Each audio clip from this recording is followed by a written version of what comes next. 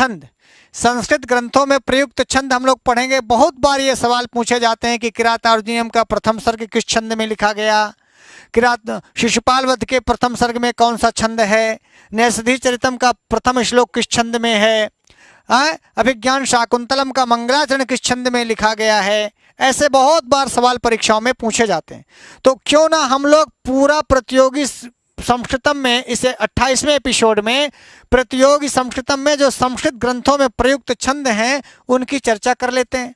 तो भैया चाहे TGT, PGT, UGC, net, JRF, assistant, जो भी सीटेट, टेट, यूपीटेट जो भी आप देते हो परीक्षा, और जहाँ भी संस्कृत प्रतियोगी परीक्षा के रूप में आपको मिलेगी, वहाँ एक प्रकार का इस प्रकार का सवाल बनेगा, संस्कृत ग्रंथों में प्रयुक्त छंद।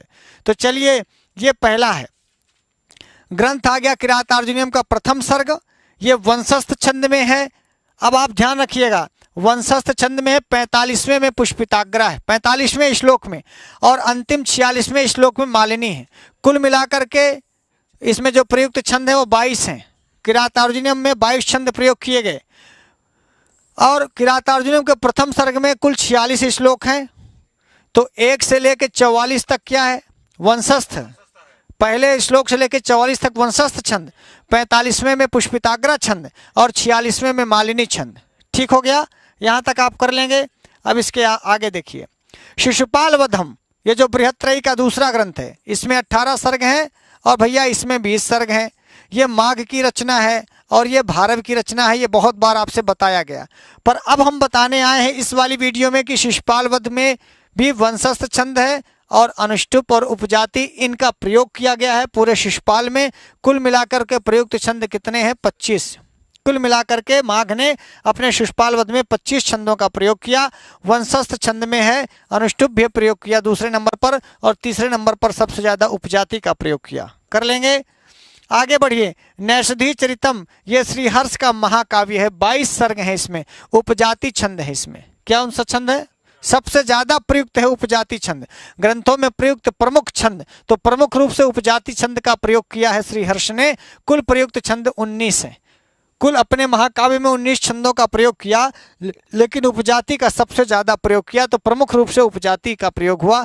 मेघदूतम में 21 छंद है, मंदाक्रांता, और संपूर्ण ग्रंथ में मंदाक्रांता छंद का प्रयोग है। बहुत बार परीक्षाओं में पूछा ही जाता है कि मेघदूत में कौन सा छंद है, मंदाक्रांता छंद है। पूरे में मंदाक्रांता, शुरू से लेकर लास्ट तक। इस बार भी पूछा था। रघुवंश में उपजाति और अनुष्टुप छंदों का प्रयोग कालिदास ने किया है। रघुवंश एक महाकाव्य है 19 सर्गों का ना, तो उपजाति छंद का सर्वाधिक प्रयोग है, और दूसरे नंबर पर अनुष्टुप छंद का प्रयोग है। अभिज्ञान शाकुंतल सबका जाना माना नाटक है कालिदास का, 7 अंकों का। इसमें सबसे ज्यादा आर्या छंद है, उसके बाद वसंतिल का, उसके बाद अनुष्टुप। कुल प्रयुक्त छंद 24 हैं। पूरे अभिज्ञान शाकुंतल नाटक में 24 छंदों का प्रयोग कालिदास ने किया। सबसे ज्यादा आर्या छंद, और उसके बाद वसंतिल का, और उसके बाद अनुष्टुप। मृच्छकटिकम, मृच्छकटिकम प्रकरण है किसका, शूद्रक का। अनुष्टुप छंद सबसे ज्यादा हैं, और कुल प्रयुक्त छंद 21 हैं। पूरे मृच्छकटिकम में 21 छंदों का प्रयोग शूद्रक ने किया, लेकिन सबसे ज्यादा अनुष्टुप छंद का प्रयोग किया। ध्यान रखिएगा। आगे आएगा उत्तर रामचरितम। उत्तर रामचरितम भवभूति का नाटक है, करुण रस प्रधान नाटक है। अनुष्टुप छंद सबसे ज्यादा है, उसके बाद शिखरणी है। शिखरणी के लिए भवभूति बहुत प्रसिद्ध है, शिखरणी कवि कहा जाता है भवभूति को। कुल प्रयुक्त छंद भवभूति ने 19 छंदों का प्रयोग किया। अनुष्टुप छंद सबसे ज्यादा, और इसके बाद शिखरणी। आप उत्तर रामचरितम की शिखरणी पढ़ के रो देंगे। भवभूति शिखरणी कवि कहे जाते हैं, बहुत प्रसिद्ध। इनके शिखरणी छंद के लिए इनकी बड़ी प्रशंसा की गई है। बुद्ध चरितम, यह एक महाकाव्य है अश्वघोष का, सबसे ज्यादा अनुष्टुप छंद है। उसके बाद उपजाति छंद का इसमें प्रयोग है। ठीक है गुरुदेव। भट्टिकाव्यम जो रावण वध है, भट्टी का लिखा हुआ, इसमें सबसे ज्यादा अनुष्टुप, फिर उपजाति, फिर आर्या, और पुष्पिताग्रा आदि अनेक छंदों का इसमें प्रयोग है। तो सब सर्वाधिक अनुष्टुप छंद का, फिर उपजाति का, फिर आर्या का, तब पुष्पिताग्रा का। इस प्रकार से रावण वध या भट्टिकाव्य में भी आपने छंद देख लिए। मुद्रा राक्षस में आ जाइए। मुद्रा राक्षस किसकी रचना है, विशाख दत्त की। विशाख दत्त ने बड़ा छंद, शार्दूल, विक्रीडित, श्रगधरा, शिखरणी, ये सब बड़े बड़े छंद हैं। देखिए, श्रगधरा में 21 अक्षर होते हैं, शार्दूल विक्रीडित में 19 अक्षर होते हैं, शिखरणी में 17 अक्षर होते हैं, और मुद्रा राक्षस में सारे बड़े छंदों का प्रयोग किया। क्यों? क्योंकि यहाँ 2 बड़ी हस्तियां हैं, बल्कि 3 बड़ी हस्तियां हैं। एक तो चाणक्य, दूसरा चंद्रगुप्त, और तीसरा राक्षस। तो तीन और तीनों महान विद्वान। तो भैया चाणक्य भी बोलेगा तो कोई बड़ा श्लोक बोलेगा, चंद्रगुप्त बोलेगा तो भी बड़ा कई श्लोक बोलेगा। राक्षस भी विद्वान है, इसलिए शार्दूल, विक्रीडित, श्रगधरा और शिखरणी ये 3 बड़े बड़े छंदों का प्रयोग मुद्रा राक्षस में किया गया। विशाख दत्त का एक नाटक है। 12वां नंबर वेणी संहार का है। भट्ट नारायण का एक नाटक है ये, जिसके नायक भीम है। धीरोधत्त कोटि के और द्रौपदी इसकी नायिका है। अनुष्टुप में 62 श्लोक लिखे और बसंत तिलका में इन्होंने 38 श्लोक लिखे और शार्दूल विक्रीडित में 34 श्लोक लिखे।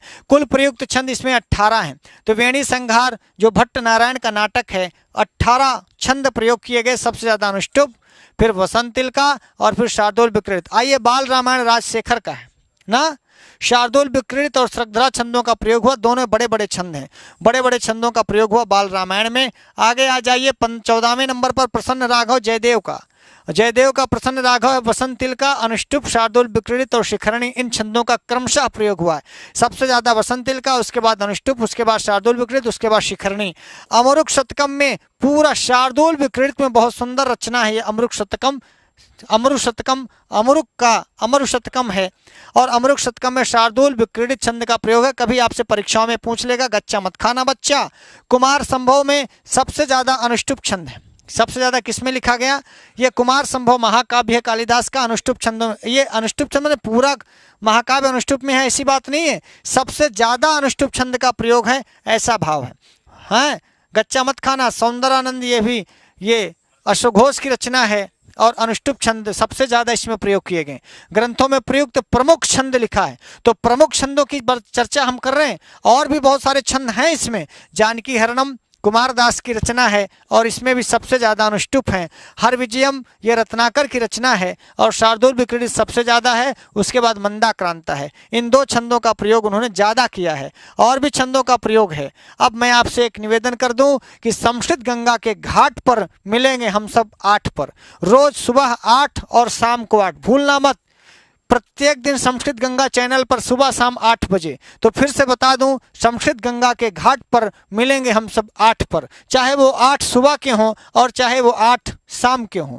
तो प्रतिदिन, और एक कहावत है किसी महान विभूति ने कही कि हम सुधरेंगे जग सुधरेगा। और आप सुधरेंगे कैसे? संस्कृत पढ़ के। इसलिए मैं कहता हूं कि चाहे आप प्रतियोगी परीक्षा दे रहे हो तो भी और नहीं दे रहे हैं तो भी आपको संस्कृत पढ़नी ही चाहिए। संस्कृत आपको सुधारती है, संस्कृति में, कल्चर में लाती है, आपको अपने भाषा से परिचय कराती है, अपने देश से परिचय कराती है, अपने राष्ट्र से परिचय कराती है, अपने ऋषि मुनियों से परिचय कराती है, अपने कवियों से परिचय कराती है।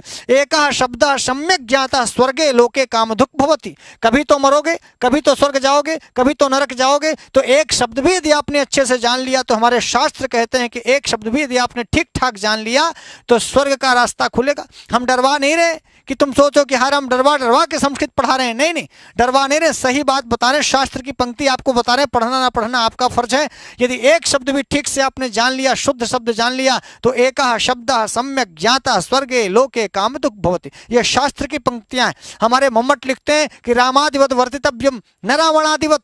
रावण की तरह हमें व्यवहार नहीं करना चाहिए और रावण की तरह व्यवहार नहीं करना चाहिए, राम की तरह व्यवहार करना चाहिए। तो आपको काव्य पढ़ना होगा, आपको वाल्मीकि रामायण पढ़नी होगी, आपको राम कथा पढ़नी होगी, आपको कुंदमाला और उत्तर रामचरितम पढ़ना होगा, आपको रघुवंशम पढ़ना होगा। तभी तो आप राम की तरह प्रवर्तित हो पाएंगे। राम का व्यवहार जानेंगे तब तो राम की तरह जी पाएंगे।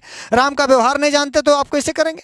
रावण का व्यवहार जानेंगे तो रावण की तरह व्यवहार नहीं करेंगे, राम को जानेंगे तो राम की तरह व्यवहार करेंगे। इसलिए पढ़ना चाहिए। संस्कृत का मतलब होता है संस्कारित, संस्कृत का मतलब होता है परिमार्जित, संस्कृत का मतलब होता है शुद्ध। तो शुद्ध चीज लेंगे, शुद्ध हो जाएंगे, परिमार्जित हो जाएंगे। तो यही कहना चाहेंगे, सुबह 8 बजे, शाम को 8 बजे डेली। आप इसको भूलिएगा मत। जैसे आप बाकी काम नहीं भूलते, फोन नहीं भूलते, मैसेज नहीं भूलते, व्हाट्सएप नहीं भूलते, तो वैसे ही आपको पढ़ना भी नहीं भूलना चाहिए। आज के लिए इतना ही। हम फिर 8 बजे मिलेंगे, चाहे सुबह मिले चाहे शाम मिले, रोज सुबह 8 बजे, शाम को 8 बजे। नमस्कार संस्कृताय।